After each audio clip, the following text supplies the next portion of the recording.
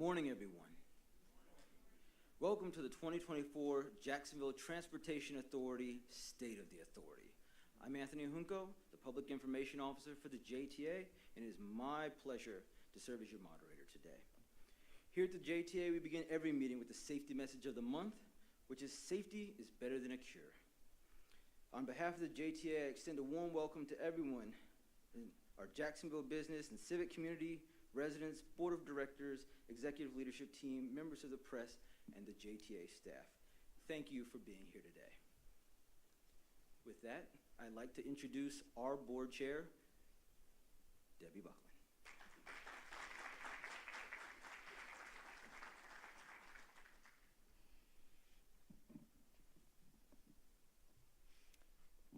Ladies and gentlemen, good afternoon and welcome to the 2024 State of the Authority, one of my favorite things.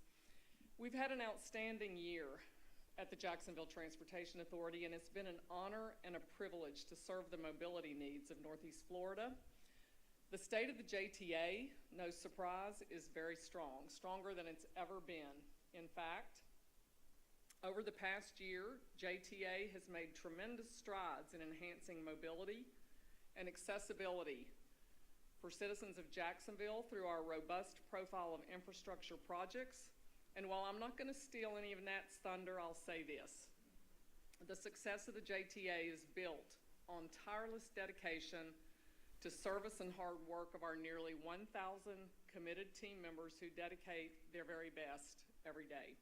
From our bus operators to our maintenance technicians to our customer service team, our finance team, procurement, operations, you're what makes the JTA great, and you all make our accomplishments possible. As the board chair, it's an honor to be both a part of and to lead an organization that does so much for our city. Our infrastructure projects are more than just concrete and steel.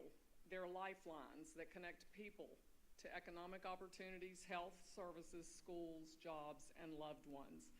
Over the past year, our focus has been on further expanding our transportation network that not only meets the needs of today, but also prepares us for the mobility needs of the future. And the success of the enterprise is built on a strong financial cornerstone, and JTA is no exception. One of the most significant achievements this year has been the upgraded rating of JTA's issuer default from AA to AA+, particularly proud of that as a banker. This upgrade reflects our sound financial management and positions us to continue investing in projects that will improve mobility for the citizens of Jacksonville.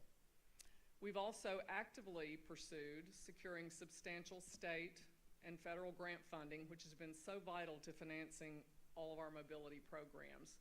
Recently, we were awarded $1.5 million for transit-oriented development planning, which will help us integrate transportation options with urban development, creating vibrant, accessible communities. $6 million of funding for services and facilities upgrades, and we're actively applying for additional grants for a second St. Johns River ferry and supporting infrastructure at Mayport. The JTA has an excellent track record for competing hard for funding, and I'm excited to celebrate more victories like this in the future. However, while we're investing in Jacksonville, we're going a step further and actively encouraging developers to do the same. Transit-oriented development, or TOD for short, is another area where we're making significant progress. By advancing urban development projects that will integrate seamlessly with our transportation network, we're fostering live, work, and play communities.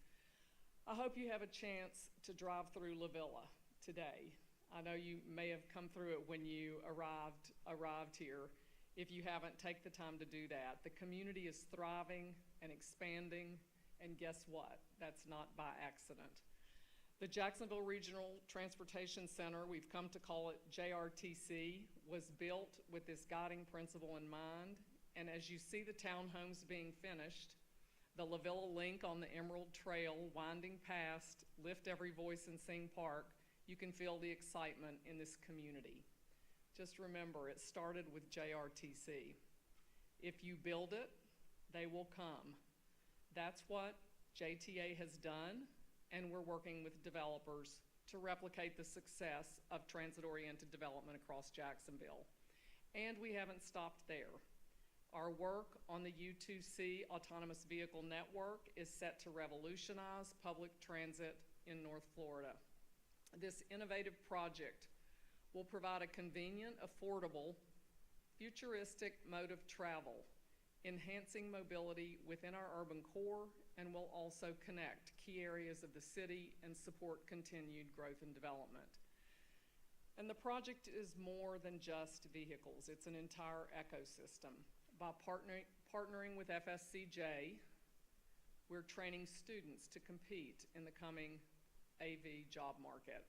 And with a little luck, those jobs will be right here in our city. These are truly exciting times. I'll close by expressing my gratitude to the entire JTA staff, our industry partners, the City of Jacksonville leadership, state and federal partners, and everyone who shares our common vision of a more connected Jacksonville. It's my privilege to serve with all of you. I'm so proud of what we've accomplished together, and I'm excited about the future we're building. Thank you for being with us today.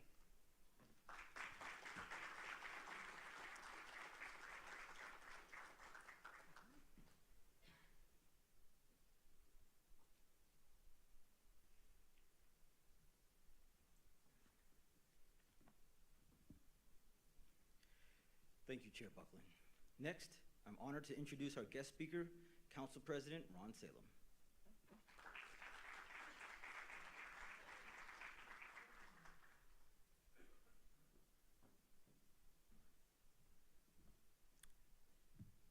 Good afternoon. Let me start by introducing President-designate Randy White, who is here. We had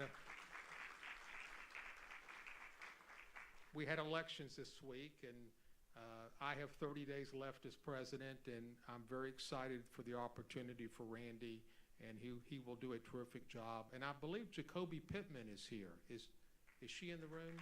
There she is. I think those are all the council members that are here, so I always like to try to do that before I start speaking. As I said, good morning, guests, board members, and dedicated employees of the Jacksonville Transportation Authority. It's an honor to speak to you today at the State of the Authority meeting. This annual gathering is a critical moment for us to reflect on our achievements, address our challenges, and chart the future course for transportation in Jacksonville. First and foremost, I want to acknowledge the hard work and dedication of the staff at JTA.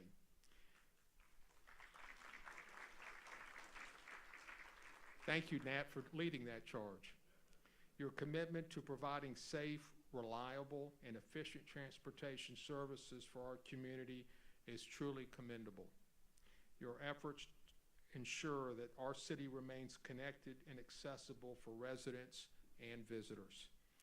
Over the past year, as president of the Jacksonville City Council, we have seen significant collaboration, innovations, and have celebrated many milestones together. The implementation of new technologies such as the groundbreaking of the U2C yesterday, the progress with several projects funded by the local option gas tax, and the various complete street projects, namely, very important to me, University Boulevard, are just a few examples of how government agencies work together. The continuous improvement of our infrastructure has contributed to enhancing the quality of life in Jacksonville. JTA's innovative approach to integrating autonomous vehicles into our transportation network is paving the way for the future. The UTC program highlights our city's commitment to embracing cutting-edge technology to improve mobility and reduce congestion. These and other JTA projects serve as a model for cities across the country. The City Council has been committed to working closely with JTA to provide the resources and policy framework needed to achieve our shared goals. We recognize the pivotal role that transportation plays in economic development and our quality of life. Similarly, the Emerald Trail is spurring economic redevelopment along its path and forging new connections between neighborhoods, cultures, and counties in Northeast Florida. My colleagues and I supported the extension of the local option gas tax in 2021, which provided $132 million for this project and jumpstart the construction because the Emerald Trail represents a shared vision for our city. I'm going to break there and just say a very difficult vote by the council, and every time I talk about transportation, I will always mention that because it's been a real jumpstart for the Emerald Trail. This project was the result of hundreds of hours of incredible work, planning, cooperation, partnerships across multiple city agencies and departments, community organizations, the business community, and most of all, passionate people. In closing, I want to express my gratitude to the Jacksonville Transportation Authority for your commitment to our community. Together, we have accomplished a great deal, and I'm confident that with continued collaboration and innovation, we will overcome any challenges that lie ahead.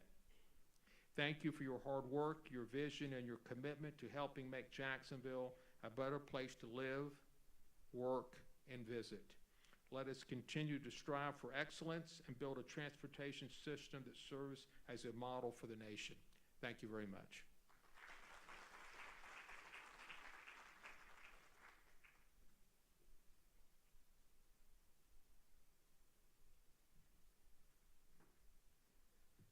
Thank you, Council President. We're also privileged to have a distinguished keynote speaker with us today. Please welcome Dr. Paul Newman, President of OXA.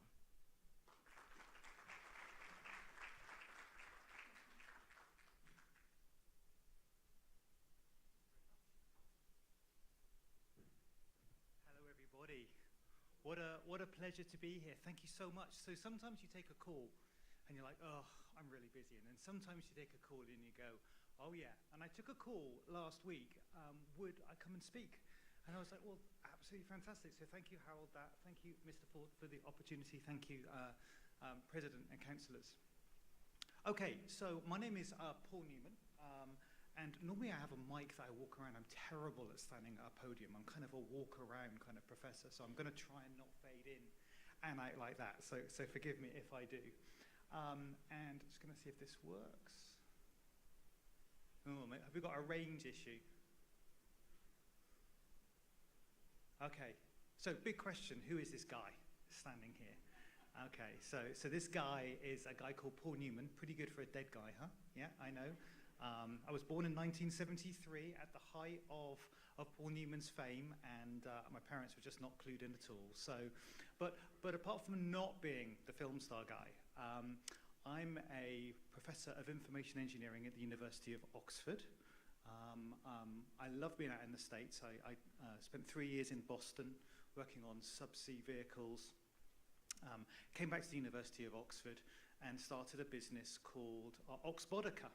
Okay, and it's now called OXA. We changed its name because Oxbotica sounds like a hair product. And so we decided to change that to OXA. And OXA is a software business for autonomous vehicles. And I have had the most privileged life, so fortunate. And the first autonomous vehicles that I built were, well, guess, someone shout. We'll do a bit of, I know that breaks all the rules about talking, is that you ask the audience to engage. When do you think the first autonomous vehicle I built was? No, when, sorry, yeah. And don't worry about saying I'm an old guy. Okay, 1995. Yeah, so I'm one of the grandfathers of the technology. And the first vehicles were in mines in northern Australia and the ports of Sydney and Brisbane. So I'm an inveterate inventor of autonomous vehicles. And I span out the business OXA from the University of Oxford in 2014. And I spent my entire life thinking about autonomous vehicles. In fact, I can remember the day that I had the thought. It was the 15th of March, 1995, when I had the first thoughts about how are autonomous vehicles going to work. And what a privilege to have a journey that ends up talking to you guys here and having last night seen autonomous vehicles in Florida carrying people around. So I'll talk a little bit about that. Am I going to have to yell for next, or does this work? Okay, cool. So here you go. Here is a smorgasbord, I love that word, of autonomous vehicles. All of these vehicles are being driven using exactly the same software. Okay? There's no difference in the software between any of those vehicles. We've got mines, we've got refineries. I like the one at the bottom, that's just a glitzy shot of driving. If you've ever been in an autonomous vehicle going off-roading in one, that is very cool. Everyone should do that. We've got ports, we've got going through forests, through Germany, some random guy talking in the middle, and London, all exactly the same software. And that is because there's something common about all autonomous vehicles, and that's going to be one of my themes, is that it's not just around cars. Can I get some feedback? When I press the button, it doesn't work. Do I have to make a sign to say go to the next one? Hold thumbs up if I need to make a sign to go to the next one. Okay, so I'm going to go hit me. Don't literally do that, but that means change the slides. Okay. Okay, so, you know, this is a little bit handheld camera. It's literally someone that sent me a video the other day of the kind of vehicles that we make. So, and we don't make the vehicles, we make the software. So this is an e-transit driving around Oxford, and the inside of the e-transit there with carrying people, because we make software for lots of different vehicle types, and that's going to be a really important point of my talk. It is not just about cars. So it's a little bit of a visual of what we're making, driving around different cities. And of course, for us, the big news is that we're supporting communities and transportation in Florida, and we've done something like 6,000 kilometers since we started with Beep this year. So big shout out to our partner Beep. Hit me. Okay, so what am I going to argue? I'm going to argue that the JTA is perhaps more important than you could ever imagine. And I'm sure that sounds extraordinary, but there's something different around place that I'm going to argue. I've argued that autonomous vehicles, just like Windows operating system, can work on different kinds of computer. I expect you've had lots of different brands of computers before, right? You probably had Lenovo's, IBM's, Compaq's, but you probably also used Microsoft Windows. And you probably did different jobs on top of that as well. So I will argue that the software is a common substrate, but the vehicle types and the work that you do is different, and that's for communities to build. So that's what I'm going to argue, and I'm going to argue that's about place, and I think that's why JTA is so disproportionately valuable to the autonomous vehicles endeavor and the communities it wishes to sell. So I'm going to try and pull that out, and luckily the talks before me were quite short, and so as a professor, I will definitely take that time up, okay? And this is going to be a different kind of talk. I'm going to hopefully blow your mind a little bit about some of the technology that we're thinking of using to train autonomous vehicles. And I'll be talking about teaching, I'll be talking about syllabuses, and I'll be talking about syllabuses that are related to places, and that place is going to be JTA. Okay, hit me, metaphorically. So JTA perhaps matters more than it can possibly imagine because place matters. And I'm going to be arguing that's about trust. I'm going to be arguing that's about regulation. I'm going to be arguing that's about assurance and insurance, and talking about the technology that enables that. Let's go. Okay, so here's boring. Okay, this is what most AV talks start about. Someone will stand up and go, oh, it's very, very important, which it is, and here's some sort of sense about the size of the market. And this is just in the UK. So we're obviously very excited about this in the UK, but these are just sort of the numbers of the jobs and the market value. But I think there's something else here, which is about the way that transportation changes how people's lives move. I think it's extremely important that more kids keep their parents and more parents keep their kids, because the way we drive at the moment isn't right, and I don't think it's about cars. So that's a sort of the boring thing that this talk's not going to be about. But somehow it felt wrong not to put something that we always say is very important at the start of an AV talk, but I think you all know that. I think you all know that this matters. So let's talk about something a little bit different. Let's go. Not just cars. I have never been to a city and talked to people, stakeholders like yourselves, who have said, we would like to have more single occupancy vehicles, please. It's never happened, right? And especially it's not a European story as well. What people want are different ways to move people and goods around.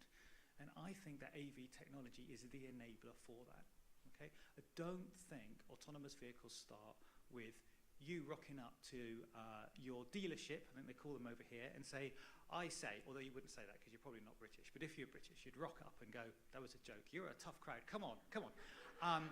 So you would rock up and say, I will take one of your vehicles with no steering wheel and no windscreen. That's not happening for a long time, for many, many reasons. The economics are wrong, the transportation is wrong, the cost is wrong, and no cities are asking for it. They're asking for something different. So, not just cars. And that's been my missive from the start in this, from early in 1995. Let's roll. Okay, it's all about the types of moving atoms. Okay, that's a very Paul Newman sort of phrase. I talk about bits to move atoms. I talk about software that moves atoms, okay, because that's what transportation is. And the next time you're in a plane, look out the window and look at how much our species has built because it wants to move stuff. And the stuff it moves are atoms, and they could be people and child atoms. They could be milk atoms for milk deliveries. It could be biscuits. We love a good biscuit. That means a cookie in the UK. It could be mining. It could be our ports. But we have built three kinds of things. We've built places where we live and we sleep, our homes. We built places where we work, and everything else is about moving atoms between it, and that's the transportation problem. Right? And it really, really hasn't changed for a long time. So here are just some of the applications that we have in mind. So all the bajillions of vehicles at airports, ports, mining, that little vehicle in the middle, that's just an industrial work vehicle for towing things around. Yay for Beep on the far side. That's one of the vehicles, I think that's at FSGC. And then we've got Ocado, that's goods delivery, bringing stuff to your home, because not everyone can get out and be as mobile as they want, but you would like to have goods delivered to your home. We've got agriculture, we have a growing problem, and then we've got a billion yellow vehicles down the bottom that's behind this podium. But there's lots of vehicles that we move that move stuff around our cities for us, and all of that has to be in scope. So let's roll. Okay, so you weren't expecting a picture of a wolf. Okay. Anyone guess why I've got a picture of a wolf up there other than being noble and fantastic set of eyes? Yes. So a while back, we introduced as a species wolves back into Yellowstone.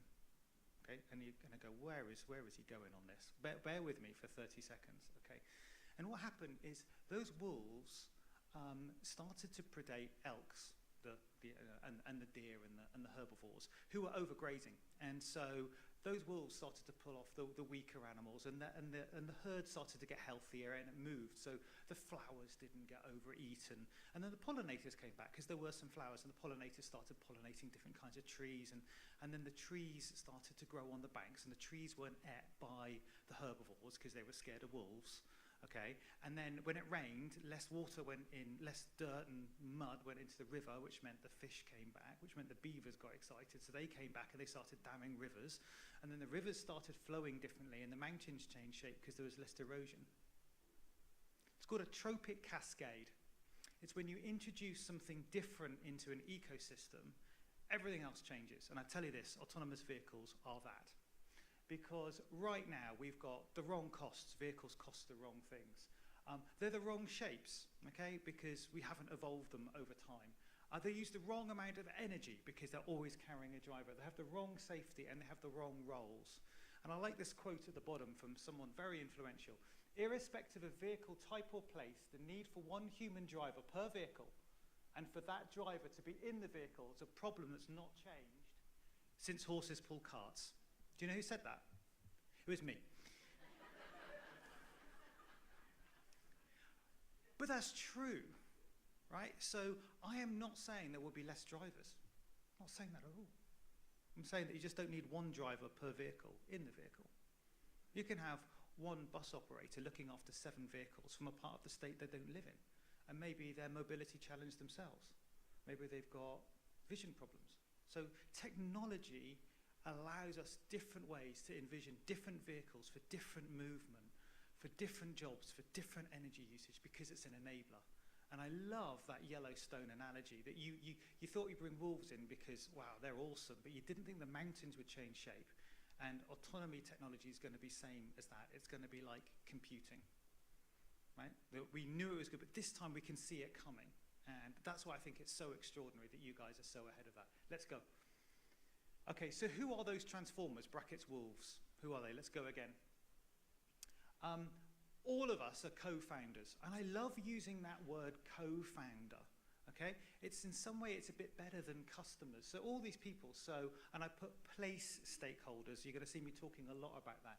Insurers, on-vehicle software providers like Oxa, regulators, off-vehicle software providers like Guidant, sensor makers, vehicle makers, operators like Beep, and people like you who are fleet owner operators who want to operate these vehicles and get a benefit for their citizens. We all come together as co-founders. I do not believe one business does all of this. It just doesn't work like that. And we have to view ourselves as co-founders in a sort of a meta business where we say we're going to do something extraordinary here. So let's go again. I kind of wish I hadn't this enormous speaker in the way here because I'm sort of having to go up on my tiptoes. That's not working for me at all, actually, is it? Oh, I wonder. No, I won't risk that because Newman's going to break the stand. Okay. So here are some of the choices that we have on how do we build. We get to choose across the bottom. We get to choose what vehicle. You know, we get to choose where do we want to run this. We get to choose when do we run it and at what cost. Those are choices that we make. And we'll talk about how you can choose where they are. And I think as co-founders, we get to choose where this autonomy appears. And I think AV, not as in speakers technology, but autonomous vehicle technology. Another good joke, but it's wasted. Okay. I think that is an enabling technology, okay? I think that it's not like a single business, that if we free ourselves from one driver per vehicle in the driver to our operator somewhere for some amount of vehicles, and yet they're super powered in doing that. I think we can envision new services. We can envision new shapes of vehicles that require different amounts of energy. We can think of new roles for jobs for those vehicles, and they can do new tasks for us. So there's new human roles in there, kind of like there are many people that work on printers now. There are. I don't want to work on printers, but there are many, many, many humans that work on printers, filling recartridges, building printers, and that's a completely new technology that was never thought of before computers came along. There are so many different kinds of jobs that come up when you have a new enabling technology, and we should have our eyes on that. And that produces new businesses as a pyramid. And the point of having new businesses for me, as a sort of a pretty left-wing British professor, is customer and citizen reach. That's why. Okay, customer and citizen reach. They sit on the top of that pyramid, and that's why we do this, because transport at the moment is stupid. And I'm so honored, right, because I get to work on a technology that does a good thing. How many engineers get to do that? Well, quite a few, but this is really cool, right? I get to write the software that 200-ton vehicles go on, or you can hop in and it drives you around somewhere at night. How extraordinary to have that privilege of working on something like that. Let's go. Okay, but where first and why? So I think about complexity a lot because I'm always stuck on stuff. And I think about the complexity of choosing where you want to run an AV first on 3 axes. There is OPEX and CAPEX. How much does it cost to buy? How much does it cost to run? What are the advantages of doing that? Because if it doesn't make any economic sense, it ain't going to work. That's just true. That's how counting works, because the economy is a fancy form of counting. Okay, so it's not much to argue around that. Okay. And then there's social affinity. How much does society want it? Because it could make a ton of sense, but if society doesn't want it, boring, go home, you failed. Okay? But I've got no doubts about the social affinity, because the way we do transportation and move atoms at the moment is to do with ponies pulling horse carts, right? We covered that. It just doesn't seem right. If we built it like that now, we wouldn't go, this is a great idea. We would just do it differently. It's just because it's evolved bit on bit, okay? And then there's domain complexity. And so what's that sort of the domain? That's the stuff that I can control and get involved in. And domain complexity has got 3 axes. It's got legal and regulatory complexity, because if you don't have a legal framework, you can't do it. Right? And one of the things I'm really proud of is I've worked with the UK government to come up with a regulatory framework for AVs that has now just passed by the King Charles. And in his first parliament, he said, we're going to have a new law on autonomous vehicle. Yeah. Trust me, I'm a professor. You go, really? Right? But if someone goes, I don't know. You go, okay, I kind of want to talk more to that person because they're being honest. So what makes an autonomous vehicle honest? when it comes to trust, and I'll talk about that in a moment, because that's a really, really big deal. Okay, and then there's just technical complexity. Hell, how do you make it drive itself? Okay, I've got that bit, okay, mostly, okay, and it's hard, right? And it's a bit like computing, it hasn't finished. Okay, there won't be we haven't got a day where we said, you know what, computers, they were really good up to last Wednesday, but we finished them. And I get often asked this question, right? I often get asked, well, Nooms, when will, and then they insert something they would like to be true of autonomous vehicles. And I said, well, if you ask that of computers, it didn't happen. They're always getting better. Since I started speaking, they've got better. And the same will be true of this technology. But I tell you this, we'll be getting into autonomous vehicles in the future that have the benefit of every mile driven by every autonomous vehicle ever. That is exactly the opposite of you. And by the way, I failed my driving test 5 times. Okay? It's true, on the 3rd driving test, I may have had a forwards-backwards ambiguity, and I reversed into the wall at the test center. But yeah, you know, sharing, and that's the point about trust, isn't it, when you talk about something that's a bit more sketchy. But, you know, as a 17-year-old, which is when you can drive in the UK, you start with no experience at all. You've taken a few exams, right? And you've driven around the block 20 times. Okay, we're rubbish at that. But the vision that I see is that every vehicle gets to see every mile driven by every vehicle ever. So every day it gets better, every year it gets better. That is extraordinary. That is exactly 1 minus what humans do. That in me is like set speak for the opposite of what humans do. Okay, and that is extraordinary, and that is coming. Okay, so let's go again. Okay, so you know, sort of a dependency diagram for trust here. How might you do this? Well, across the bottom, wish I could see this world's biggest speaker from where I am here. So at the bottom, and I did write these slides really late last night, so it's quite exciting for me because I'm not sure what the next slide's going to be. So across the bottom there, you've got sort of development standards and legislation and test evidence, and they feed into something that we don't talk about enough, and that is assurance. Okay? And a type of assurance is insurance. How are you going to do that? I don't believe it is, I've worked quietly in my silo, trust me, it's okay. Because I think that breaks the co-founding principle I put up at the start, that we're all in this together and one has to be transparent to learn. Okay, so I think that's very, very important. And if I have assurance and I've got insurance, I think I can get user and public trust. And there's an economic case, and there's a public and social contract that we must fulfill. Even though that might be vague, there is a social contract. And that gives us the AV benefits. But that assurance thing, that is hard. And that is not paperwork. Okay, that is not an insurance premium. It's something different about technology, and I think place matters in that. I think the JTA matters in that. And I'm going to argue that the safety cases, that the assurance case, includes detail of exactly where you're operating. Because given that, you can then build trust. Because you could then say, just speaking ahead for what I'll talk about in 5 minutes, you could then say, I don't think Jacksonville looked like this. Well, you're in Jacksonville, so what's wrong? And I really was not expecting that. Well, how do you know? Because I've rehearsed this 1,000,000 times, and Jacksonville never looked like this. What does that mean? It might mean that the vehicle's introspecting and going, something's wrong. And if something could be wrong, you might not trust it so much, and so it might say, I'm going to introspect, I'm going to behave differently. And that's why I think place matters so much. And we have an adage that you should drive somewhere before everywhere, and you do lots of somewheres, and that way you get to everywhere. And that's why I think it's important, because the insurance then becomes place specific, and I'll talk about that more. So that's the sort of the idea. And just because if you put a slide up with a graph of bright colors, and the idea is that those colors are so garish, you look at me, not the colors. But then I broke that by putting a video in there. So that's us working down in BEEP and the things we went through to come up with that assurance case. Let's go again, please.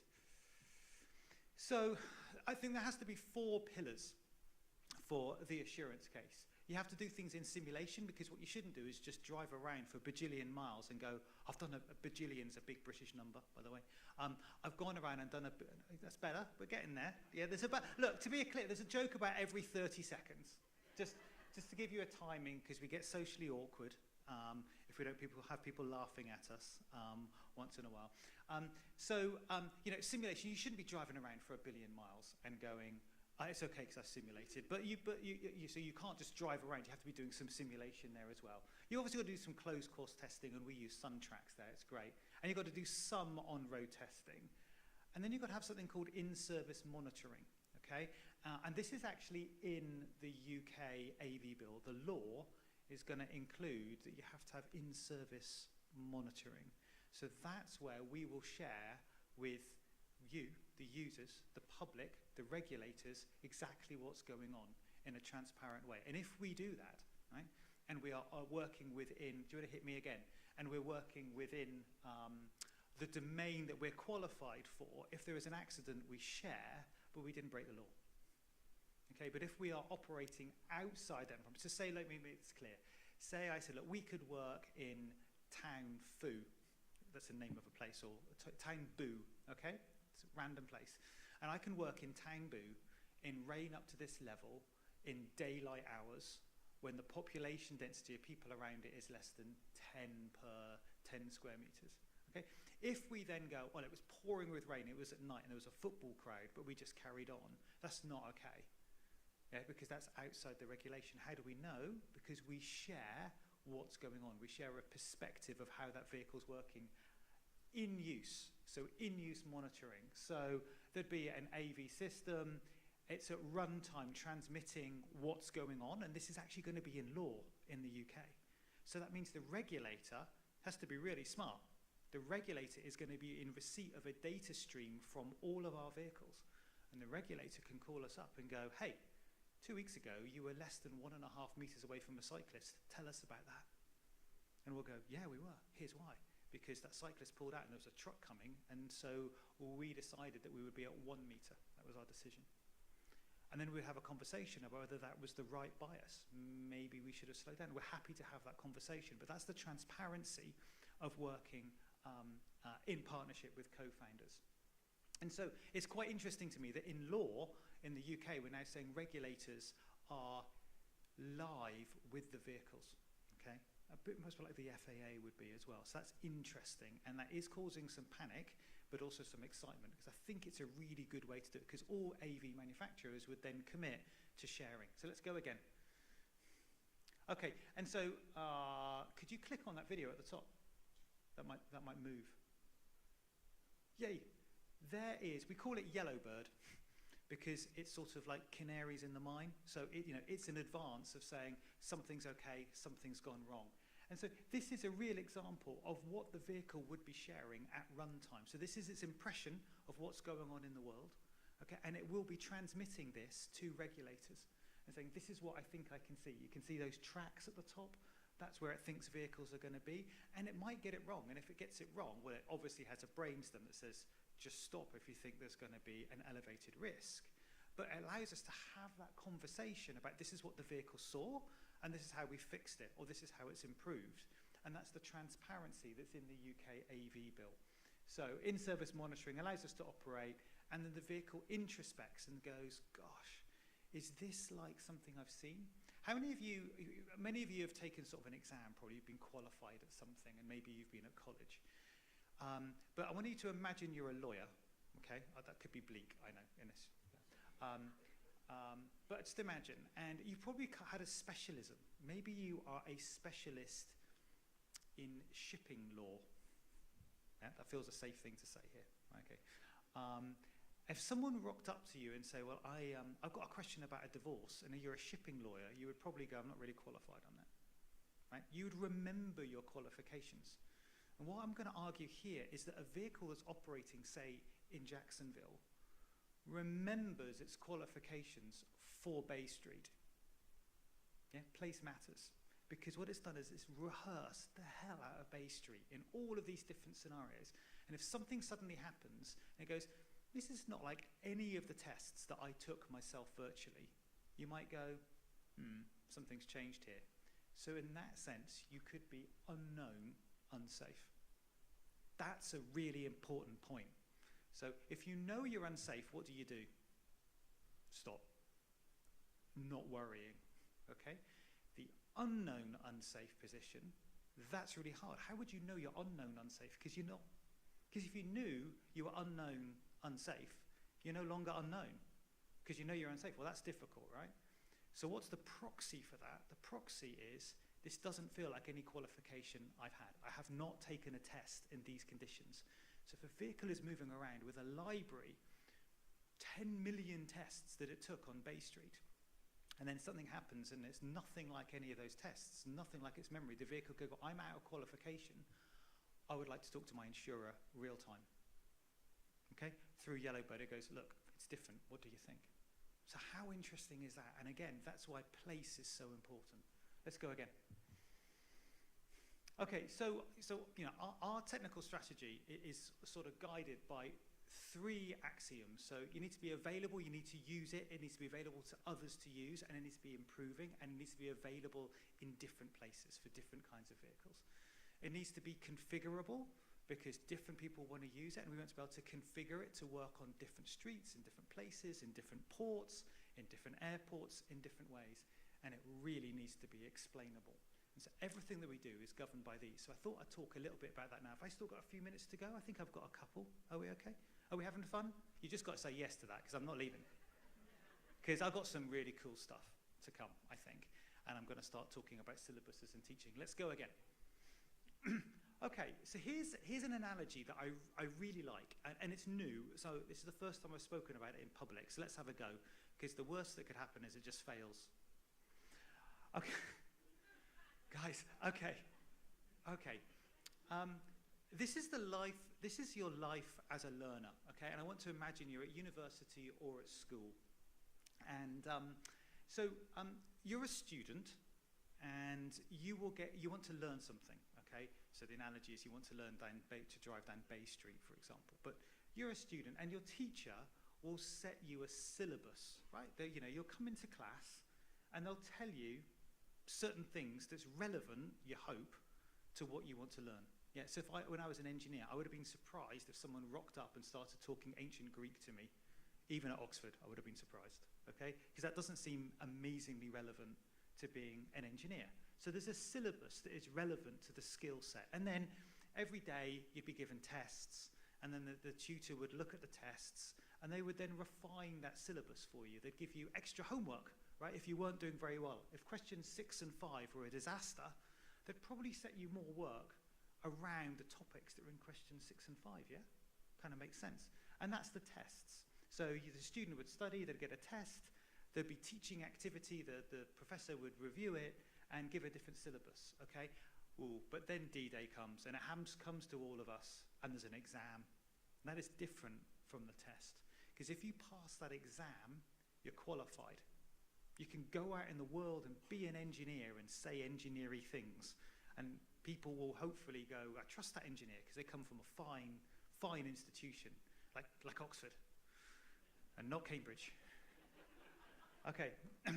Are there any Cambridge people here? Please say yes. Oh, okay. Okay, and so because you're qualified, you get to use those skills in real life, yeah? And you get to do engineering-y things, or, if you're a translator, you get to do translating things. And life then gives you brutal feedback. Brutal feedback. If you're a good engineer, you know. If you're not, you find out, okay? And that should feed back into the exams, right?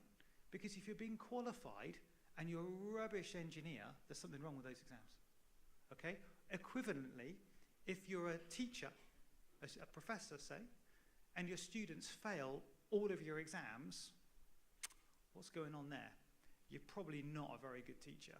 Sort yourself out. So there's another feedback loop there that is teacher training. So the teachers get trained. So students get trained, and teachers get trained, okay? And then the resource across the bottom there is, let's call it a library. It's the repository of all knowledge, let's just say, okay? So there's feedback from real life that goes into the library, and then when you're doing your tests and your exams and your learning, somehow the library's being used to generate those syllabuses, yeah? That all makes sense. I hope you can recognize all of that in your life about being taught, and then teachers have to get taught, and then feedback from the brutality of life. That's a bleak phrase, British humor. And you get to use those skills in life. Okay, now remember that topology, and I'll go to the next slide, and this is how it applies to autonomous vehicles. Yep, great. Okay. Where we had student before, I've now got autonomous vehicle. So the autonomous vehicle is being taught by a relevant syllabus on how to drive. And I argue that that syllabus has got to do with place, it's got to do with Jacksonville, it's got to do with JTA, it's got to do with Lake Nona, it's got to do with Heathrow Airport. Because that's the relevant syllabus for that task. Now you could say, oh, no. What I would like to do is not be dependent on place, right? And drive everywhere before anywhere. I don't know any exam that asks you to know all things in the universe first. Yeah, it seems much more sensible to pin it on, that's the place I want to operate first, produce a syllabus, and do tests and exams that are relevant to that place, and then be able to do that really quickly. Because what we're going to do next is make that syllabus generation inhuman. And that's where we're going to have deep fakes in the next couple of slides, and we're going to use deep fakes for a good thing for once. So interesting, right? But this is the analogy. So the AVs then get to practice. They take tests, which we do in the cloud virtually. And on the basis of those tests, there's a thing called hard negative mining, and that just means I'm just going to, like, on the things you weren't very good at, I'm going to give you more examples, and you better get better. And you go round and round and round. And then it takes an exam. The exam has been switched to assurance. Can I assure that vehicle for that place with its syllabus? The vehicle then remembers its test criteria, it remembers its qualifications, and it gets to operate with a safety case. So all of those exam questions and the place that it practiced on is its safety case for use.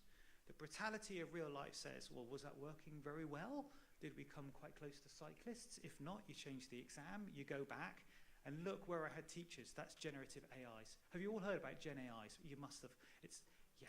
Oh, boy, is there a lot of noise about that. But they are remarkable. But what we're now saying is the Gen AIs become the teachers.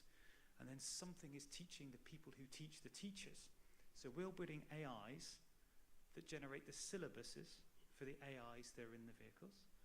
And we're building the AIs that teach those AIs that teach the students. So that's like Dumbledore.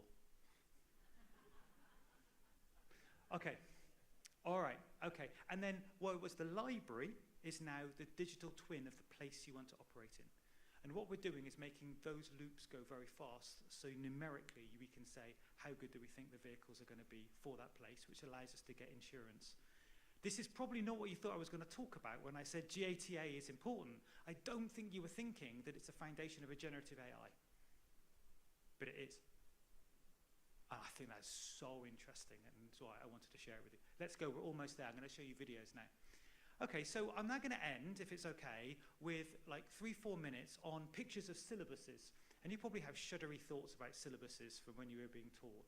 But now I'm going to show you fancy pictures, and that's a way happier syllabus, right? I'm going to show you some of the ways that we generate this. So look, on the top left there, that is a simulation of a road somewhere. And it looks a bit like a video game, doesn't it? Yeah? It doesn't look really real. Okay, aha. But what I could do is I could color in that simulation on the top left and turn it into something like in those 4 where we've got those lime green things. All I've done there is like wherever you see, it's not exactly the same picture, but I've said wherever there is a car in the video game, make it purple. Doesn't matter why I've done that, okay? And then all the trees make green, okay? So then what I can do is I can take a generative AI and say, I would like you, the geometry from the video game, awesome, really good. It doesn't look like real life. And I've asked the Gen AI to color it in because they're really good at coloring. I know that sort of demeans an extraordinary thing. So can you see that picture on the top left? Those 3 colored in images, they are the same structure, just painted differently, right? By the Gen AI. So I got the structure from the simulation, and I said, make it snowy, make it nighttime rainy, make it Boston autumn. Okay, and those are being painted differently. So you can imagine, I can do that thousands of times a second and say, please make it rainy, please make it snowy, please. But again, it's of, say, Bay Street. So I can get the geometry of Bay Street easily, and then I can repaint it with all these different conditions, test the vehicle against all of those conditions, and if at runtime it ever looks like not that, we might be unknown unsafe, so we would know, because we would remember it doesn't look like something we tested against. That's why place matters so much. Let's go again. Which of those is fake? Quick.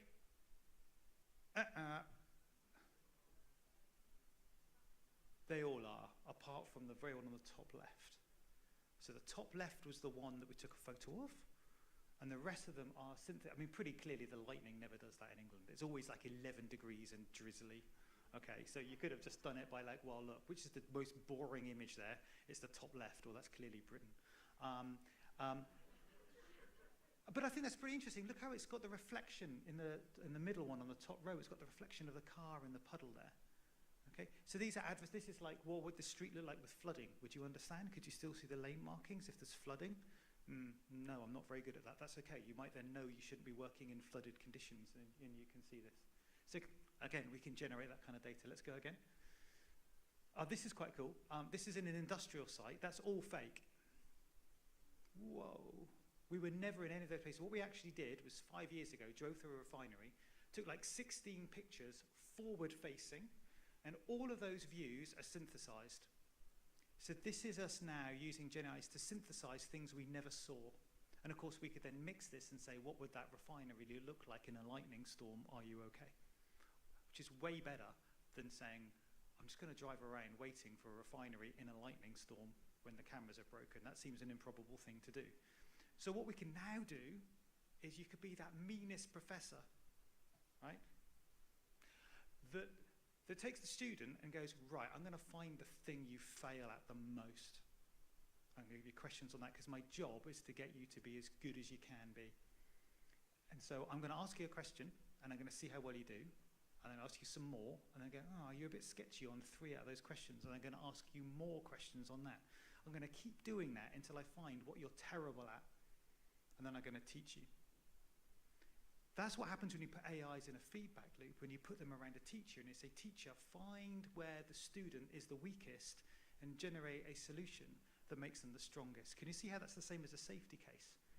It's you don't test average things. You say, well, where might you be failing? Can I find that? But you get computers to ask computers challenging questions. It feels like a Star Trek moment, but it is absolutely extraordinary. You don't have humans in there as well. Let's go again. Okay, so here's a real example. So this is down at Lake Nona. This is the Beep Ollies, yay for Beep, amazing partners. And this is driven by Oxa. And when we first there, they wanted to work at night, perfectly fine. And it's we had certain cameras on that vehicle. So if you go again, I'm going to show you quite an interesting thing. Yeah, so the cameras look like the one on the bottom left. They weren't so brilliant at night. They had a certain characteristic. You know when you take a old phone at night, it gets a bit grainy, and your friend would take a photo and it would be grainy in a different way. They're not always the same, okay? So what we did is we said, okay, so here's an image at the top. I want to turn it to nighttime, but I'd like you to paint it in the style of the kind of camera that you're using in Florida under those atmospheric conditions. So the top image is an example in Oxford.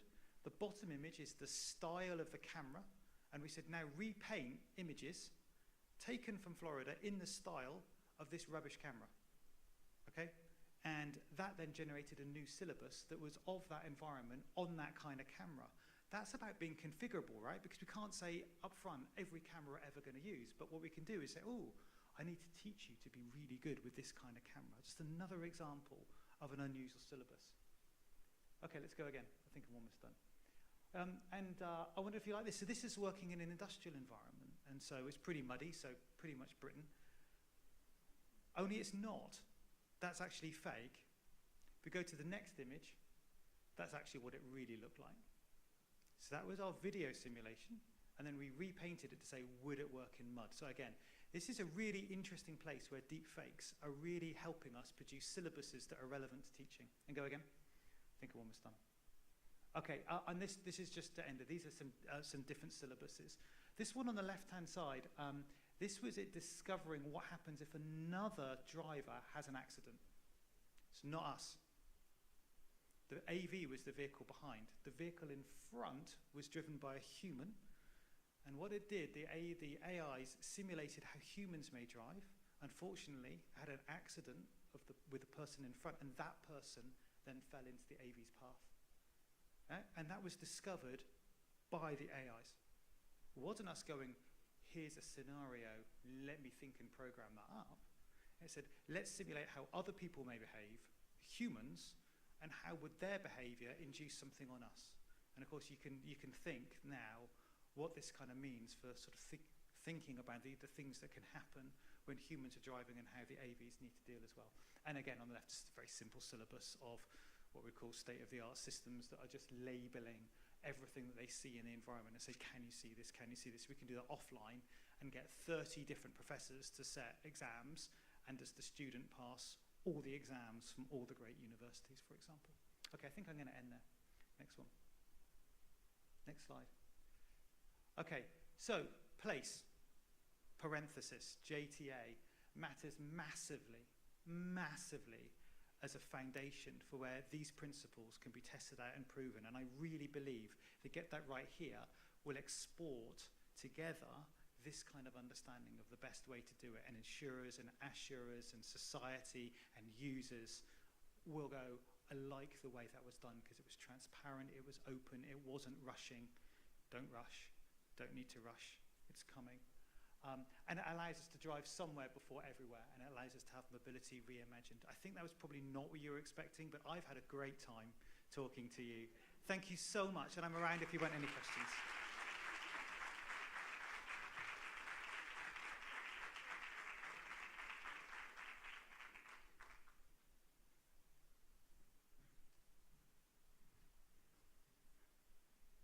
Thank you, Dr. Newman. Now, I'm excited to introduce our CEO of the Jacksonville Transportation Authority, Mr. Nat Ford.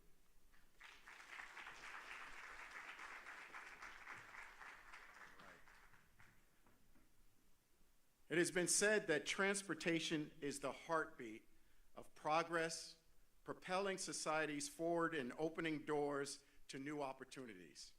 That's certainly demonstrated here at the JTA, and that's what I'm going to share with you. With that, welcome to the 7th annual State of the Authority, and thank you for being here. Today, we'll talk about the progress made and the work that is underway to ensure seamless travel for all and throughout Northeast Florida. With each project, the JTA is one step closer to achieving its mission to enhance our region's economy, environment, and quality of life through mobility solutions. And at the JTA, we know that transportation is not about the number of buses, the number of routes or roads. It's really about the people. And it wouldn't be possible without the dedication of nearly 1,000 transportation professionals here at the JTA and their commitment to serving the public. From our maintenance technicians on the Skyway who are servicing the track 50 feet in the air, to the mechanic ensuring our engines are in peak condition for the first pullout at 3:30 a.m., from the revenue collection manager hosting check-in meetings, making sure that the windows open up on time, and to our IT professionals that are ensuring the accessibility of the MyJTA app for its users. From our ferry operator who is preparing the site and making sure the boat is ready for thousands of passengers a day, and our construction workers who are prepping those sites and going over the day's plans. The entire JTA team is focused on their role in ensuring safe, secure, and seamless travel for all. From our passengers to those businesses, hospitals, and schools that benefit from having access to our services, to the commuters on the roads that we've built and we have upgraded, to the pedestrians and bicyclists who use our trails and bike lanes, it's all about serving people with mobility options that will clearly meet their needs. And that's what we've been doing this past year, serving people and implementing solutions for a better Jacksonville. Let's start with something simple but important to our customers. Our customers, most of whom depend upon us for that essential service, deserve the same access to these advancing technologies. And when it comes to transit technology, we have leveled the playing field with our MyJTA app that was launched in October of 2022. And using their phones now, these passengers can now check and buy their tickets and board the system. And in the August of 2023, we became the first transit agency in the United States to offer the use of Cash App for our patrons. The MyJTA app saves time and money. On May 1st of this year, the JTA implemented what we call the best fare policy, which automatically calculates the best possible fare for our customers And if you activate multiple single-day passes and the cost exceeds one of our multi-day passes, we will actually, as the JTA, automatically refund you the difference. It's all about serving people, my friends, and improving the quality of their lives. Part of enhancing the quality of those lives is a cleaner and more sustainable JTA. This year, we've added 18 new replacement buses to our fleet, and this has resulted in 76% of our fleet operating by clean compressed natural gas. This past year, through a really aggressive recruitment strategy, we overcame a national operator shortage, and the JTA has now developed the full complement of operators to ensure continued improvements in customer service and enhanced service schedules. Take a moment here and listen as one of our recent graduates, Jeanette Green, shares her story. I got here. I ain't make no excuses. Training is finally over. But now the real journey begins. This has not been an easy journey for me. I'm trying to keep it together. When I started here, I was homeless. I was living in my storage room. 2 weeks after training, I got evicted from my storage room. So now I've been catching the bus for 8 years. Monique, Track, Sherman, Mr. Henderson, they were my bus drivers. Miss Susan just retired. She was my bus driver. They've seen me days when I was going to go to my storage room and was ready to give up. They encouraged me to apply. I wasn't going to do it. And I just recently got my own place. But this is my family. My family has all passed away. Y'all are my family, man. You really are. Y'all have got me through a lot. See the opportunities here. I know the value that I can bring to this organization. This is not a job, y'all. I know y'all think it is, but it's community service. Sometimes just walk the halls in JRTC. Walk the halls in Myrtle. Read the history. This is civil. This is legacy. This is blood, sweat, and tears that we've now become a part of. Let's not take it for granted. But I love y'all, I really do.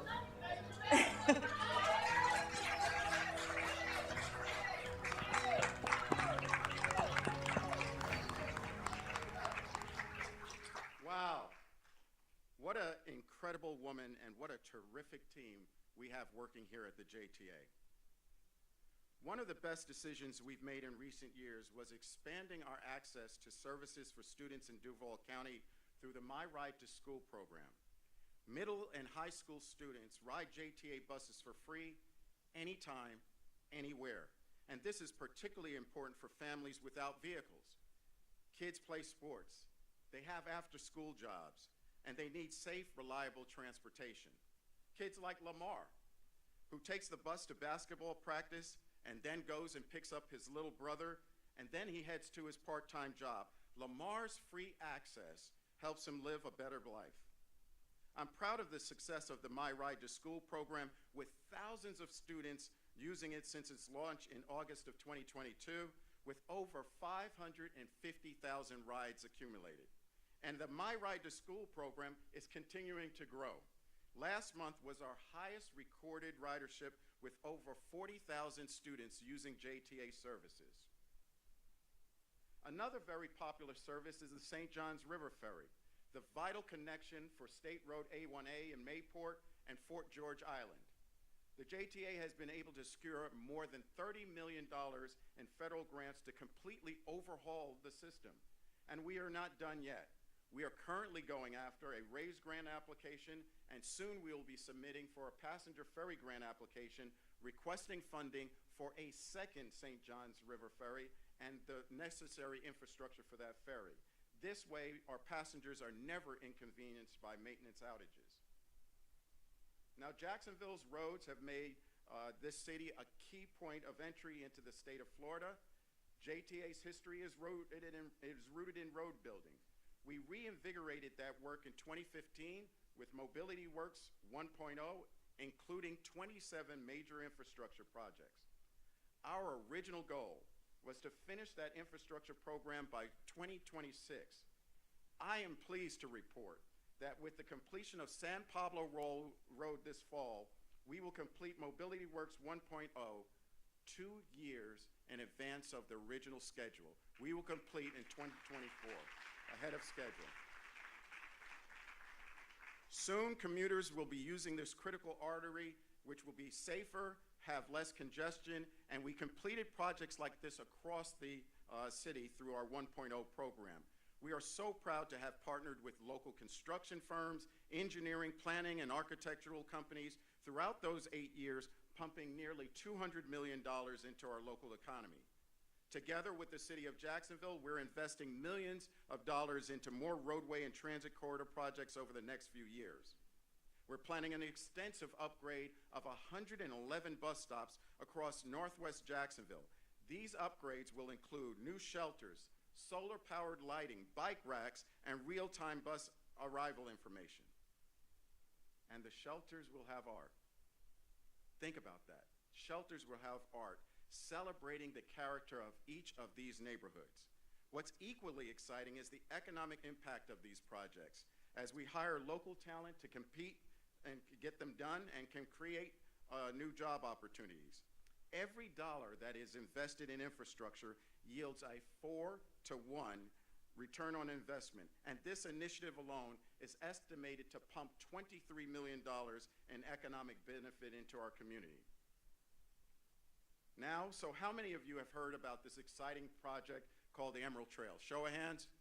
All right, looks like everybody here. Well, look, the Emerald Trail clearly is one of the most impactful projects in the history of Jacksonville. This momentous project could not have happened without the support of the city of Jacksonville, our Mayor Deegan, the city council, our congressional delegation, the entire Groundwork Jax team, the JTA Board of Directors, and the JTA staff.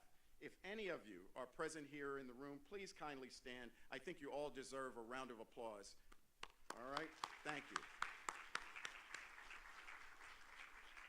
The Emerald Trail Master Plan will create a 30-mile network of bicycle and pedestrian trails that will connect downtown to 14 historic neighborhoods, 18 schools, 3 hospitals, 2 colleges, and nearly 30 parks.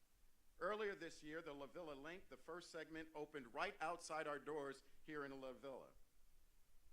I can't overstate the impact that the Emerald Trail will have on the quality of life for all of these urban core neighborhoods. We're excited to share that together with Groundworks, and we have made history this past year, this past March, by securing $147 million to accelerate the completion of the Emerald Trail.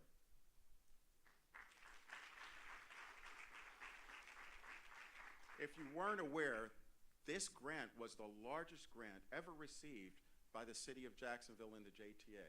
It's something that is going to go down in history. We are so proud as the JTA to have the responsibility to build the remaining 5 segments. Again, folks, it's all about serving people. And how do we improve the quality of their lives through these types of projects?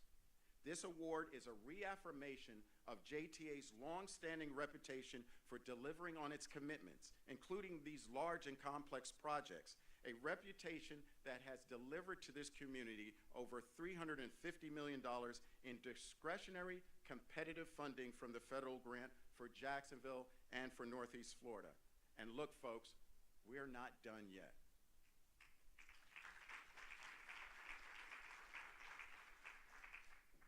Next year, Jacksonville will become the first city in the United States to deploy a true autonomous vehicle network for public transportation. This is not a pilot program, folks. It will be a true public transportation service unlike anything ever developed. This project will be a tangible application for Jacksonville, and it creates a blueprint for cities in Florida as well as across the United States. You heard that a few minutes ago. The ultimate urban circulator. It didn't happen by accident. The state of Florida created a climate for innovation through its laws and policies. Federal policymakers recognize that states are the incubators for innovation as well as the laboratories for change. Our local leaders, they doubled down with their support of extending and expanding our funding over the next 30 years. And our board of directors encouraged the JTA team to think boldly, do the work, do the research, and allowed this staff to move forward with this visionary project with their close oversight and guidance. And our stakeholders and business partners, the V2R team, recognized our bold and visionary thinking and supported it. I want to take a moment to thank the U.S. Department of Transportation, the Florida Department of Transportation, the City of Jacksonville, the V2R team, which is made up of all of these private firms that are our partners. They all embraced this vision. We're so thankful for that collaboration, and if any of you are here, the V2R team, please stand up and be recognized. Thank you for your support and the work that you've done.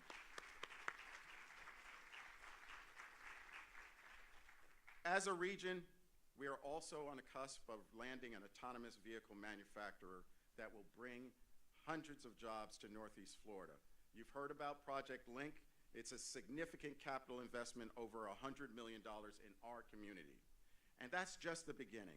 So again, I want to thank the City of Jacksonville, the State of Florida, for providing the incentives that will be vital to securing this opportunity, which will have a ripple effect on our community for generations to come. Key to the U2C, the Bay Street Innovation Corridor, is coming in 2025. With 12 stops connecting the urban core to the sports and entertainment district, the Bay Street Innovation Corridor will improve mobility and add to the great momentum we have along the North Bank, including the stadium upgrades, Mosh, the Four Seasons, the Naval Museum, and an invigorated riverfront. Fans, visitors, and residents alike will be able to experience something completely unique to Jacksonville. Imagine coming into town for dinner and a concert and being able to use an AV to go everywhere easily and affordably. By partnering with Florida State College at Jacksonville, we are training the next generation of transportation professionals. We are equipping them with the skills that they would need to thrive in a rapidly evolving industry. This training will lead to high-paying jobs for the best and brightest in our city, and we want the best and brightest in our city. So a special thank you to Dr. Avendano and the FSCJ team for their partnership that includes the testing of autonomous shuttles at the Cecil Field campus as well as the downtown campus. The heart of the U2C program is the Autonomous Innovation Center in La Villa, AIC for short, where we held our groundbreaking just yesterday. The AIC will be home to our command and control center, where we'll be directing the operation of these autonomous vehicles for Bay Street and beyond. The AIC embodies the spirit of innovation and community, all designed to make life better for the people of Jacksonville. Now, relative to our core service, ridership is growing by leaps and bounds, and as of April, across all of our transportation services, JTA has carried over 4.3 million customers, exceeding our own projections by 13%. And the growth is not slowing down. In the first week of just this month, JTA's bus service provided over 130,000 trips, the highest weekly ridership since the first week of March 2020. In response to this growing ridership, our dynamic and responsive board of directors just recently approved a significant increase in the frequency of service on several of our bus routes and on our First Coast Flyer service, and that will take place in August of this year. None of these successes would be possible without those of you in this room. And with that, I'd like to ask our JTA board chair, please stand up. Andre Wallace, our board secretary, please stand up and get recognized for the work that you've done. And to all of our elected officials, thank you for what you do for our region, and especially to those from the city of Jacksonville. Thanks again to Mayor Deegan, City Council President Ron Salem, our board liaison, I saw her earlier, Jacoby Pittman, thank you for being here. And then it also has to include everyone from the state of Florida, our partners in FDOT, to our elected officials, thank you for your encouragement and investment in innovation as well as mobility. Our partners at the Federal Transit Administration, the U.S. Department of Transportation, and our congressional delegation, they have given us overwhelming support and partnership as we deliver world-class transportation to everyone here in Jacksonville. And I also need to stop and thank the JTA staff. Without them, we would not be able to accomplish any of what we've done over the past few years. So thank you to the team that I get the pleasure and honor to work with every day. The future of the JTA is elevated, it's innovative, and it's bold. It is bold. Remember, transportation isn't about the numbers, it's about the people. And I have the honor of working with the wonderful transportation professionals and they care about the people, and we see it every day. So thanks for joining us today. Thank you.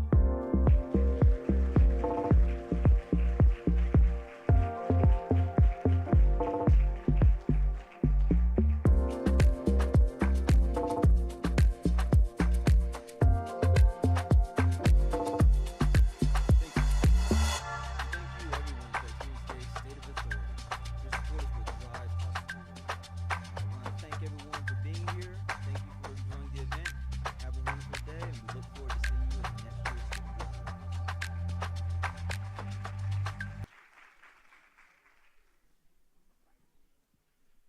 And as you depart, if you would kindly leave your name tags at the table.